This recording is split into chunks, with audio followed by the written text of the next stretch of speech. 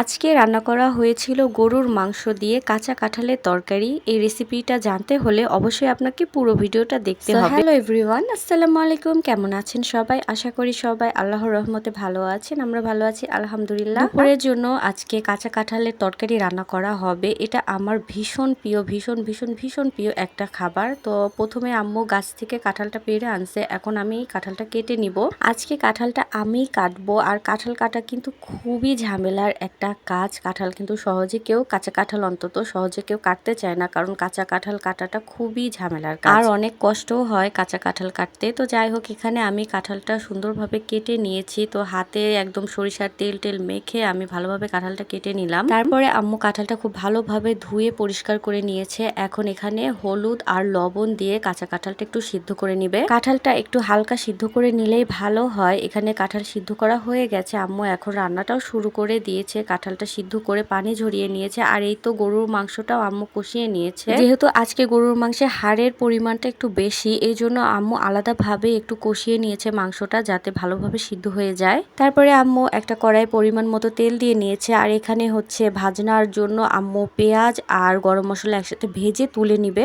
আর ভাজনার জন্য সাথে কিন্তু জিরাও হালকা ভেজে নিয়েছে প্রথমেই। তো তারপরে ভাজনাটা তুলে রেখে আম্মু সেই কড়াইয়ে পরিমাণ মতো তেল আর পেঁয়াজ কুচি দিয়ে ভালোভাবে পেঁয়াজটা আগে ভেজে নিবে। পেঁয়াজটা ভাজা হয়ে গেলে আম্মু হচ্ছে কাঁঠালগুলো দিয়ে দিবে। আগে থেকে যে কাঁঠাল সিদ্ধ করে পানি ঝরিয়ে রেখেছিল সেগুলো সবগুলো কাঁঠাল দিয়ে এখন ভালোভাবে একটু ভেজে নিবে। অনেকেই কাঁঠালটা ভেজে দেয় না, তবে আমার আম্মুকে সবসময় দেখি তেলে একটু কাঁঠালটা ভালোভাবে ভেজে নেয়, তাহলে কিন্তু খেতে আরো বেশি ভালো লাগে। ভালোভাবে কাঁঠালটা ভেজে নেওয়ার পরে আম্মু এখানে আদা রসুন বাটা, জিরা বাটা দিয়ে দিয়েছে পরিমাণ মতো। তারপরে পরিমাণ মতো দিয়েছে হলুদের গুঁড়া, মরিচের গুঁড়া, ধনিয়া গুঁড়া আর পরিমাণ মতো দিয়েছে লবণ।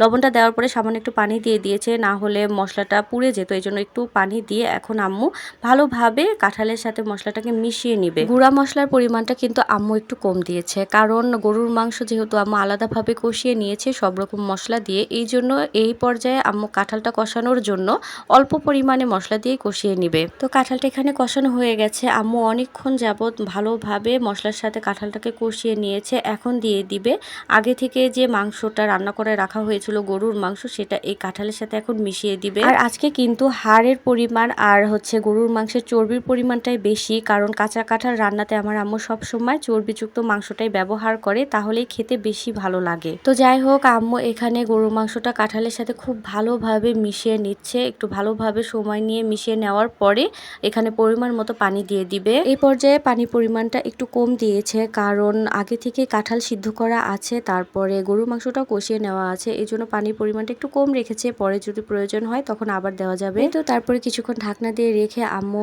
ভালোভাবে জাল করে নিয়েছে তরকারি। তারপরে দিয়ে দিয়েছে ভাজনাটা একটু পানির সাথে গুলিয়ে তারপরে আম্মু দিয়ে দিয়েছে। এখন একটু হাই হিটে 10-15 মিনিট রান্না করলেই রান্নাটা কিন্তু একদম কমপ্লিট হয়ে যাবে। কাঁচা কাঁঠাল রান্না করাটা বেশ ঝামেলার, তবে খেতে কিন্তু ভীষণ মজার হয়। এই তো রান্নাটা কিন্তু একদম কমপ্লিট হয়ে গেছে। আম্মু লো হিটে কিছুক্ষণ বসিয়ে রেখেছিল, এখন এই তো নামিয়ে নিয়েছে তরকারিটা। আর তরকারির কালারটা দেখতেই তো পারছেন কত সুন্দর হয়েছে, তাই না? আর খেতেও কিন্তু ভীষণ মজার হয়েছিল। তো যাই হোক, আজকের ভিডিওটা এ পর্যন্তই। আমার ভিডিওটা আপনাদের কাছে কেমন লাগলো অবশ্যই কিন্তু আমাকে কমেন্ট করে জানাবেন। আমার ভিডিও ভালো লেগে থাকলে লাইক, কমেন্ট, শেয়ার দিয়ে আমার পাশে থাকবেন।